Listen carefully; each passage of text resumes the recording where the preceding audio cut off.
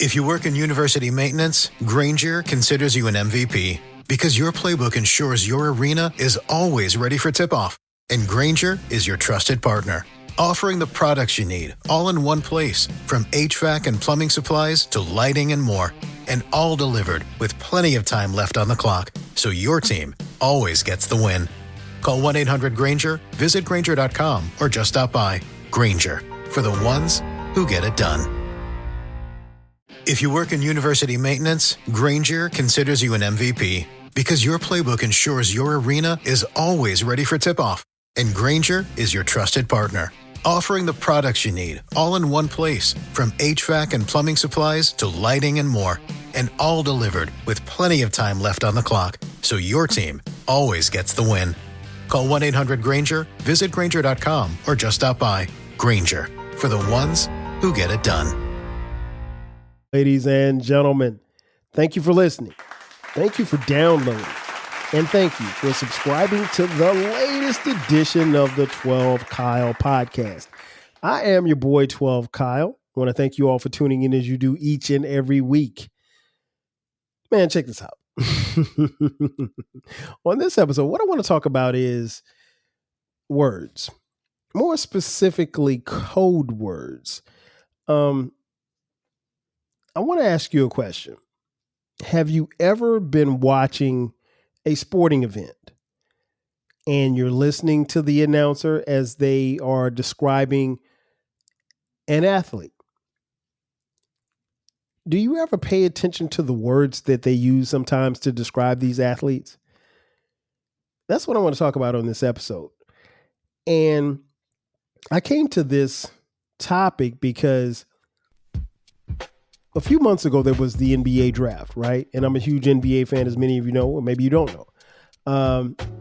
But in hearing and watching and listening to the announcers talk about potential draftees, along with the NBA draft, they do this as well. You know, you're talking about someone's skill set. You're describing them physically, or maybe mentally, or maybe emotionally to your audience. And a lot of times your audience, while by and large, most of your audience knows at least a little bit about these players, sometimes they don't. And so I think it's very key as to how these athletes, both male or female, are being described. But if you're not careful, what you will hear, if you're paying attention, is some of these announcers, and I don't necessarily know if it's on purpose, but some of these announcers will use racial biases or stereotypes to talk about said athlete, right? Case in point, I'm watching the NBA draft and an announcer says, or let's say it didn't even have to be the draft. I could be watching a game and they say, oh, that guy's very scrappy. Okay. Now, if we're being honest, I mean, this is a keep it real show, right? Let's peel the layers back, right? If we're being honest, if I told you that an athlete was scrappy, what color, if you're not looking at the TV or anything, what color do you think he is? If I told you that an athlete was scrappy, probably not black. I don't know that I've, in all of the years that I've watched professional sports, as well as college sports, I don't know that I've ever heard a black player being called scrappy. Not to say that it hasn't happened, because I'm sure that it has. I just can't recall any time that it happened. And again, it's not to say that's not to say that the people that I listen to talk about athletes are racist. I'm not saying that at all. But racial biases and racial tropes are sometimes used. Here's another one. High motor, high energy guy. Nope. Never to describe a black athlete, at least not that I've heard. Let me give you a few more. I heard an announcer say, oh, she's a gamer. I was watching a WNBA game, and the announcer says she's a gamer. Now, they don't mean gamer as in playing Xbox or PlayStation 5. A gamer means like they have a great feel for the game. Nope, not anybody black. I've heard a guy being described in college football who was playing college football as being, he played quarterback, and the announcer described him as being sneaky athletic. Listen, I don't know how you get to be sneaky athletic. You're either athletic or you're not. Like, there's no really in between it. And people who know people who are athletic, they genuinely know that they're athletic. It's not like your athleticism doesn't sneak up on anybody. I'm gonna keep it 1,000, right? It just doesn't. Another word, winner. Now, I've heard winner, all races, all sexes. But yeah, if an announcer says somebody's a winner, check and see who they are. That's all I'm saying. Let's see, what other one? Oh, high IQ. Now, high IQ is very it's a very interesting way to describe someone. And the reason why I say that is because I remember as a young kid in the late 70s listening to, the announcers talk about people, more specifically football players, having high IQs. And I thought that was very interesting. Even at that age, I couldn't really wrap my head around what it actually meant, but to have a high IQ, like, it was different because at that particular time, like, I'll just pick a year, 1978. In 1978, at least to my recollection, without looking it up, there probably weren't a lot of black quarterbacks. And now if you follow the NFL, I'm going to venture to say that of the 32 NFL teams, probably more than half of them will have a starting quarterback that's black, leading their team. And that shows you a lot for progress, because there was a point in time in the NFL where they referred to you as the black quarterback. Like, I remember Doug Williams, who played for the then Washington Redskins, who won a Super Bowl in 1987. In the days leading up to the Super Bowl, one of the media members asked him, "How long have you been a black quarterback?" I mean, Doug's been black all his life. But here's the thing, though. It was a thing to have a quote unquote black quarterback, and they would refer to them as a black quarterback. It didn't matter if you were talking about Randall Cunningham or Warren Moon or whomever. They were called black quarterbacks. Now, the quarterback of your team is just the quarterback of your team. It's been many years since I've even heard remotely of anybody referencing a quarterback being black. Now, how they're treated is something totally different. But the point that I'm making is that there was once a time where a black quarterback like Patrick Mahomes would be referred to as the black quarterback. Lamar Jackson would be referred to as the black quarterback. And that time is no longer with us. Is it progress? I guess it depends on who you ask. Because, now I can't say people don't see race or color, because we all do. How we act on it is two different things, right? But I think for the most part, most fans, I always say this, fans care about the name on the front of the jersey, not the back. So it doesn't matter, for the most part, it doesn't matter if you're black or white, honestly, to the fans. Now, some fans do have an issue with black players. Some fans have an issue with white players. It just depends on who you are and where you are and what's going on. And for some fans, that's all that they see. But that's another subject for a whole nother day. We can get into that another episode. But the idea of high IQ, I wanted to touch on that as far as quarterbacks were concerned, because one of the reasons why we weren't black, as far as black quarterbacks weren't a thing in the 70s into the 80s and, started to happen a little bit in the 90s, was because the people, the general managers, the owners that are in positions of power did not think that, either consciously or subconsciously, that black men had the mental capability or the high IQ to run an offense. Conversely, throughout time, there was a point in time on NFL defenses where the middle linebacker was always white. And why was the middle linebacker white? The middle linebacker was white because the middle linebacker was the quarterback of the defense. He called the fronts for the defensive line. He called the coverages for the secondary. And it was his job to make sure to know where everybody was on that field. And so, yeah, for a long time, if you go back and look in your history, middle linebackers were almost always white, which was interesting because there's a guy that I know. His name is Harry Carson. He played for 13 years for the New York Football Giants. He was drafted out of South Carolina State University. And I know him because he's my uncle. And he's in the Pro Football Hall of Fame. And he played middle linebacker, and he's black. But what was interesting was he was drafted out of South Carolina State, and he never played linebacker at South Carolina State. He played defensive end.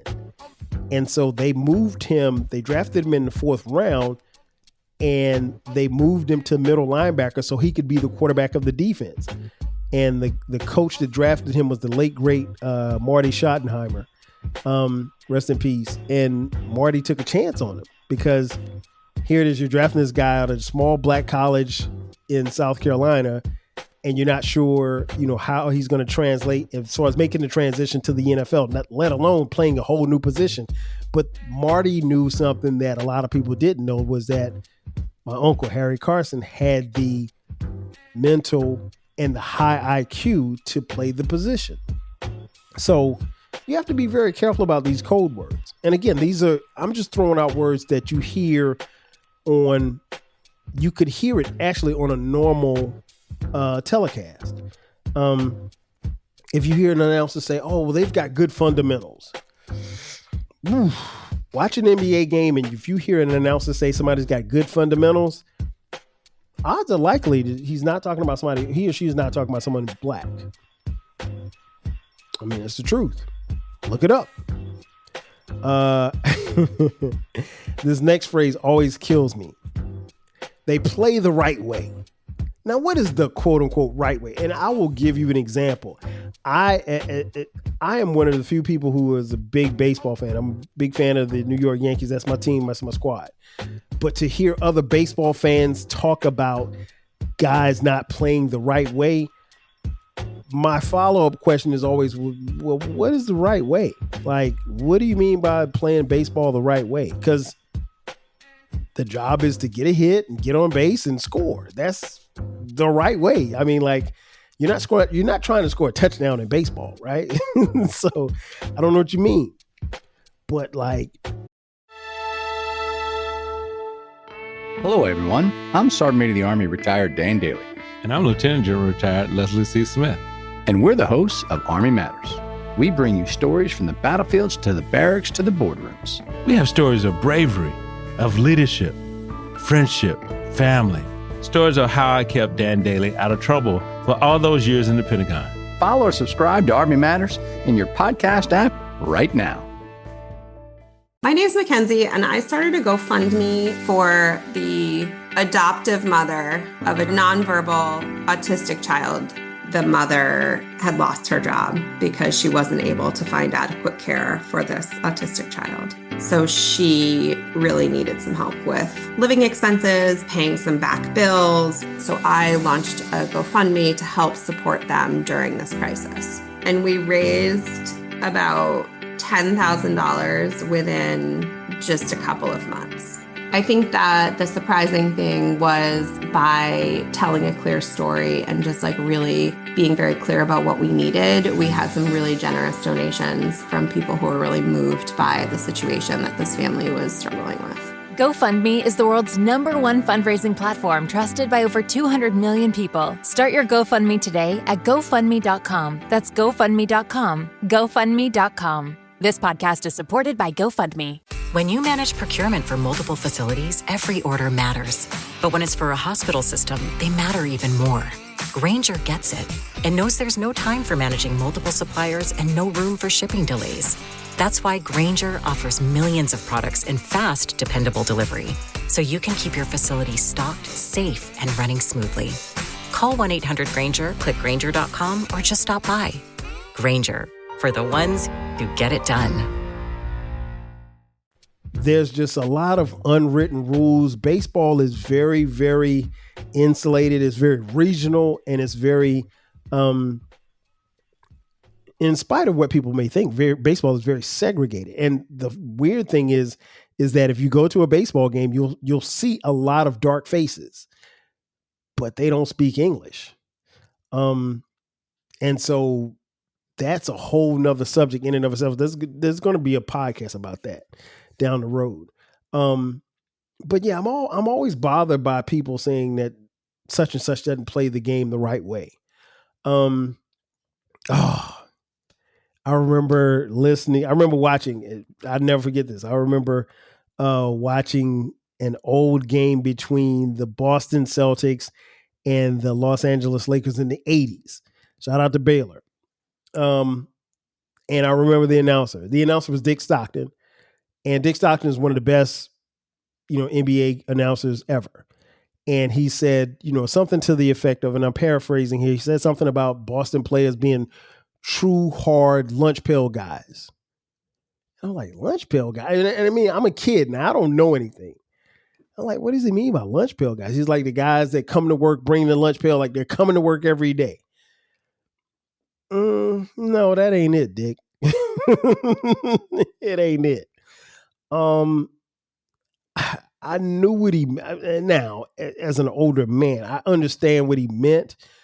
That's not the right place to say it, particularly when you look at how Boston looked in 85 as opposed to how LA looked in 85. Nah, Dick, you can't say that, man.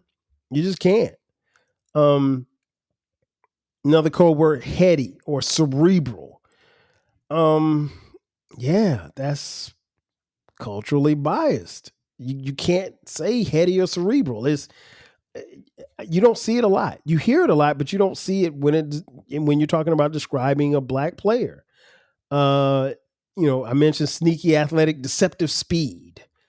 And the one that is the kicker, being called a gym rat.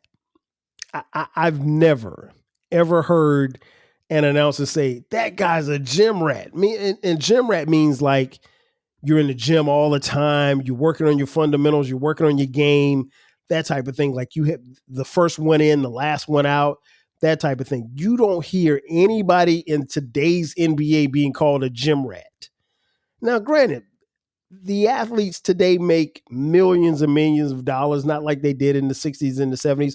So I get it, but gym rat, that's not a code word that you're ever going to hear in today's NBA. And you have to ask why. Why was it something that was said in the 80s as opposed to now? And I think, there's a level of racial thing there going there, and you have to address it. You just have to.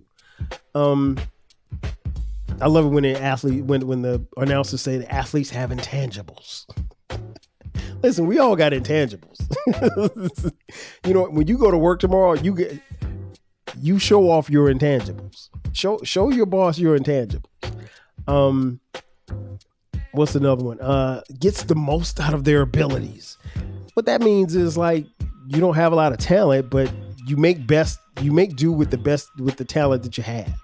Like you wasn't born with a bunch of athleticism, but you make do with what you have, or you pull yourself up by your bootstraps. I mean, all of the phrases. Another one has a lot of heart. Yeah, that, like as if nobody else on the court or the field or the diamond or the ice has any heart. A grinder. That's another one. Grinder.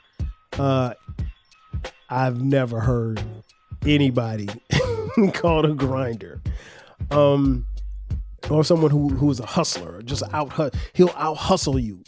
You know, that just, like I said, again, I don't know necessarily that these announcers are doing this on purpose, but it's just the fact of, like, it's always been a thing, and it's something that I think people need to be more aware of. And one of my favorites. Have you ever been watching a game and an announcer is talking about a particular athlete and they go on and on about the athlete, and one of the things that they say is, this guy is, quote, someone you would want your daughter to date, close quote. That is so wild to me in 2025. I heard that saying growing up a lot, but come on, let's be real. But on the flip side, there are other attributes that you hear when you hear about someone being athletic or a dual threat, or they have fast twitch. Now, fast twitch means that your muscles or your body type is a certain way, and you have the ability or the agility to turn and move and change directions. Your fast twitch muscles, meaning that you can change directions or leap very quickly. But we hear about people being strong, aggressive, tough, massive. You hear that a lot in football. Oh man, they have this massive, look at that guy. He's a massive human being. He's so strong and so tough inside. Nah. Dominating. That's another one. Dominating, intimidating, and physical. Those three words get thrown around way too much. Oh, they were dominating them. They were so intimidating when they stepped off the bus. They were so intimidating when they took the field. They were so physical that they moved everybody out of the way. I mean, you don't have to go far to hear a game and hear that. And again, those are code words. And I think ultimately we have to be aware that these words exist, but we also have to call people out when they use them, because if you're not careful, you'll use them yourself. And those words, I think, are built in racial stereotypes. I'll never forget Al Campanis, the late Al Campanis. I think he was the general manager for the Dodgers. He was on Nightline one night with Ted Koppel, and he made some very offensive comments about, black people not being able to swim. Our bone structures don't have buoyancy and stuff like that. I was like, and I was probably about 14, 15 years old. And I knew then, as he was talking, like, brother, you're going to lose your job. You were going to lose your job. And I also remember Jimmy the Greek Snyder. He was the numbers guy. He was the, I guess he would, if you would equate him to today, he would be like the fantasy football guy. He was the prognosticator for CBS. And I remember there was he was in somewhere in DC, and there was a local TV station that interviewed him, and Jimmy had a few. You could tell he had had a few. You could see him on camera. He'd had a few. So he was on his own. He wasn't at work at CBS, but they asked him, and he started rambling, started saying some things. And he said slavery. And he talked about how the black athlete was, strong and better than any other athletes in the world. And he said, because they were, basically cultivated, because you had a big black slave male slave, and you had a big black woman slave, and they would mate and have big black kids. And they were used to do that in the fields and everything like that. And they got him up out the paint. But I will say this much. While it might not have been the right place or the right time to say what he said, if you go back and look at his comments, Jimmy the Greek wasn't lying. So, but he got canceled. And this was like 87, 80. It was somewhere around there. He got canceled and removed from the paint so fast. And that was even before, you could actually cancel somebody. But honestly, he wasn't lying. But I mean, sometimes, when it comes to history and the truth, particularly in sports, people don't want to hear it. And so, I understood why they got rid of him, but I wasn't necessarily I wasn't offended by what he said. Now, there's been plenty of times where there have been people who aren't black have said things publicly, and I'm like, oh, that's offensive as hell. And then there are other times where people have said something, I'm like, oh, that's not offensive. Or at least I'm not offended. But what doesn't offend me may offend others. And then sometimes it's best not to say anything, because you just open your mouth and you let people know how you truly feel. But in conclusion, I think these code words, you just have to be very careful. I've noticed that there's a trend, particularly with broadcasters, that let's say you're talking about the NFL, right? And you're talking about, I don't know, let's just say Cooper Kupp. Cooper Kupp is a receiver for the Los Angeles Rams. Cooper Kupp is white. He's one of the best receivers in the game, but he's white. And so, if you're describing Cooper Kupp, an announcer may say, Cooper Kupp gets in and out of his breaks just like a young Wes Welker did. Guess what color Wes Welker was? You never hear an announcer compare Cooper Kupp to, I don't know, Torrey Holt. Torrey Holt was black, right? And Cooper Kupp's game might be influenced and might be just like Torrey Holt's. But they're not going to say that. They're going to compare him to Wes Welker. They're going to compare him to somebody that looks like him. And that's not fair to Cooper Kupp. It's not fair to Wes Welker either. But I think a lot of times, if you're not careful, these code words can really show your ignorance. And there's a lot of things that we have in this world that we need to get rid of. Code words is one. Ignorance is a whole nother one. Ladies and gentlemen, that's going to do it for me. Thanks again for checking out this edition of the 12 Kyle podcast.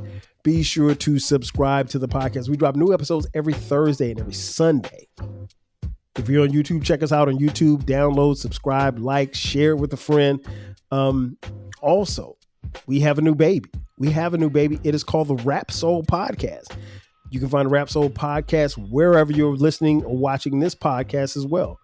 It's a music podcast where we talk about rap, soul, hip hop, and R&B artists from the 80s, 90s, and the 2000s. Simply put, it's the best music podcast that you've never heard. So make sure that you check it out. Also, we have merch. If you click the show notes, go to the description box, click the link that says merch. You can find 12 Kyle Podcast t-shirts, hoodies, as well as coffee mugs. We got it for the low. Once again, folks, that's going to do it for me. I am your boy 12 Kyle. I'll catch you guys next time. 5,000. Cheer. Working across teams is tough, but Asana helps you handle it. Asana AI can spot roadblocks and assign work to keep everything on track. That's how work gets handled. Visit us at asana.com. If you work in university maintenance, Granger considers you an MVP because your playbook ensures your arena is always ready for tip-off. And Granger is your trusted partner, offering the products you need all in one place, from HVAC and plumbing supplies to lighting and more. And all delivered with plenty of time left on the clock, so your team always gets the win. Call 1-800-GRANGER, visit Granger.com, or just stop by. Granger, for the ones who get it done.